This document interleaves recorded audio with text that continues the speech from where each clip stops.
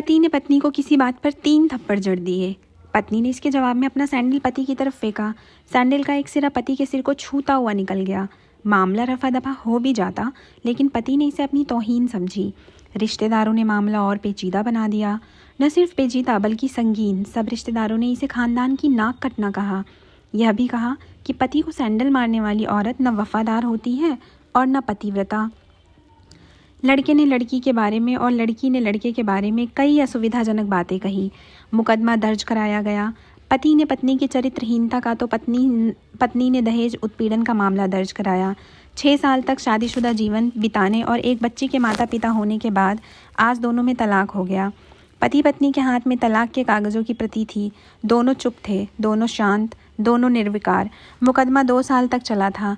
अंत में वही हुआ जो सब चाहते थे, यानी तलाक। यह महज इत्तेफाक ही था कि दोनों पक्षों के रिश्तेदार एक ही टी स्टॉल पर बैठे, कोल्ड ड्रिंक्स लिया। यह भी महज इत्तेफाक ही था कि तलाकशुदा पति पत्नी एक ही मेज़ के आमने सामने जा बैठे। लड़की की बेंच और वो दोनों कॉन्ग्रेचुलेशन, आप जो चाहते थे वही हुआ। स्त्री ने कहा, तुम्हें भी बधाई हो, तुमने भी तो तलाक देकर जीत हासिल की। पुरुष बोला, तलाक क्या जीत का प्रतीक होता है? स्त्री ने पूछा। तुम बताओ। पुरुष के पूछने पर स्त्री ने जवाब नहीं दिया। वो चुपचाप बैठी रही।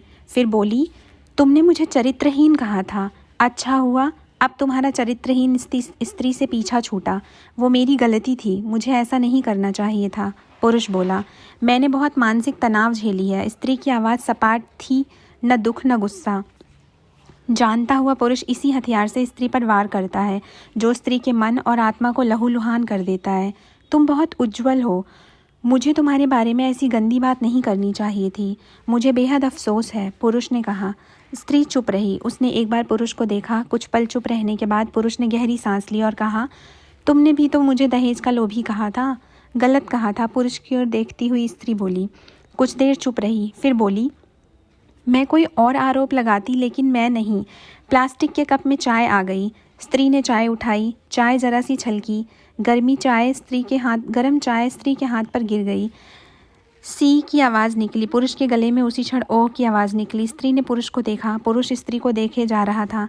तुम्हारा कमर दर्द कैसा है? ऐसा ही है, कभी वोवरॉन तो कभी कॉम्बीफ्लैम। स्त्री ने बात खत्म करनी चाहिए। तुम एक्सरसाइज भी तो नहीं करती, पुरुष ने कहा। तो स्त्री फीकी हंस दी। तुम्हारे अस्थमा की क्या कंडीशन है? फिर अटैक तो नहीं पड़े? स्त्री ने पूछा। अस्थमा? डॉक्टर सूरी ने स्ट्रेन मेंटल स्ट्रेस कम करने को कहा है। पुरुष ने जानकारी दी।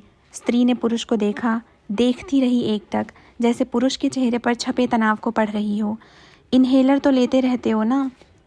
स्त्री ने पुरुष के चेहरे से नज़रें हटाई और पूछा। हाँ, लेता रहता हूँ। आज लाना याद नहीं रहा, पुरुष ने कहा। तभी आज तुम्हारी सांस उखड़ी उखड़ी सी है। स्त्री ने हमदर्द लहजे में कहा। हाँ, कुछ इस वजह से और कुछ। पुरुष कहते कहते रुक गया। कुछ तनाव के कारण। स्त्री ने बात पूरी की। पुरुष कुछ सोचता रहा, फिर बोला, तुम्हें 4 लाख रुपए देने हैं और 6,000 रुपये महीना भी। हाँ, फिर? स्त्री ने पूछा। वसुंधरा में फ्लैट है, तुम्हें तो पता है। मैं उसे तुम्हारे नाम कर देता हूँ। 4 लाख रुपए फ़िलहाल मेरे पास नहीं है। पुरुष ने अपने मन की बात कही। वसुंधरा वाले फ्लैट की कीमत तो 20 लाख रुपए होगी। मुझे सिर्फ 4 लाख रुपए चाहिए, स्त्री ने स्पष्ट किया। बिटिया बड़ी होगी, 100 खर्च होते हैं, पुरुष ने कहा। वो तो तुम 6,000 रुपये महीना मुझे देते रहोगे। स्त्री बोली, हाँ ज़रूर दूंगा। 4 लाख अगर तुम्हारे पास नहीं है तो मुझे मत देना, स्त्री ने कहा। उसके स्वर में पुराने संबंधों की गर्द थी। पुरुष उसका चेहरा देखता रहा। कितनी सहृदय और कितनी सुंदर लग रही थी सामने बैठी स्त्री जो कभी उसकी पत्नी हुआ करती थी। स्त्री पुरुष को देख रही थी और सोच रही थी, कितना सरल स्वभाव का है ये पुरुष जो कभी उसका पति हुआ करता था। कितना प्यार करता था उससे। एक बार हरिद्वार में जब वह गंगा में स्नान कर रही थी तो उसके हाथ से जंजीर छूट गई। फिर पागलों की तरह वह बचाने चला आया था। खुद तैरना नहीं आता था लाट साहब को और मुझे बचाने की कोशिश करता रहता था। कितना अच्छा है, मैं ही खोट निकालती रही। पुरुष एकटक स्त्री को देख रहा था और सोच रहा था, कितना ध्यान रखती थी। स्टीम के लिए पानी उबालकर जग में डाल देती, उसके लिए हमेशा इन्हेलर खरीद कर लाती। सेरेटाइड ऑक्यूहेलर बहुत महंगा था। हर महीने कंजूसी करती, पैसे बचाती और ऑक्यूहेलर खरीद लाती। दूसरों की बीमारी की कौन परवाह करता है, ये करती थी परवाह। कभी जाहिर भी नहीं होने देती थी। कितनी संवेदना थी इसमें। मैं अपनी मर्दानगी के नशे में रहा। काश जो मैं इसके जज्बे को समझ पाता। दोनों चुप थे, बेहद चुप, दुनिया भर की आवाज़ों से मुक्त होकर खामोश। दोनों भीगी आंखों से एक दूसरे को देखते रहे। मुझे एक बात कहनी है, उसकी आवाज़ में झिझक थी। कहो, स्त्री ने सजल आंखों से उसे देखा। डरता हूँ, पुरुष ने कहा। डरो मत, हो सकता है तुम्हारी बात मेरे मन की बात हो, स्त्री ने कहा।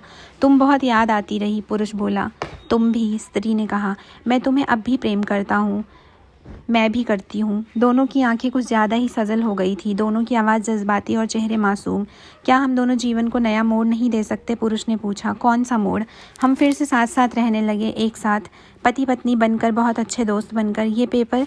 स्त्री ने पूछा। फाड़ देते हैं, पुरुष ने कहा और अपने हाथ से तलाक के कागजात फाड़ दिए। फिर स्त्री ने भी वही किया।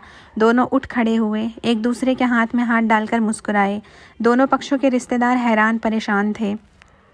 दोनों पति पत्नी हाथ में हाथ डाले घर की तरफ चले गए। घर जो सिर्फ और सिर्फ पति पत्नी का था। पति पत्नी में प्यार और तकरार एक ही सिक्के के दो पहलू हैं। ज़रा सी बात पर कोई ऐसा फैसला ना लें कि आपको ज़िंदगी भर अफसोस हो।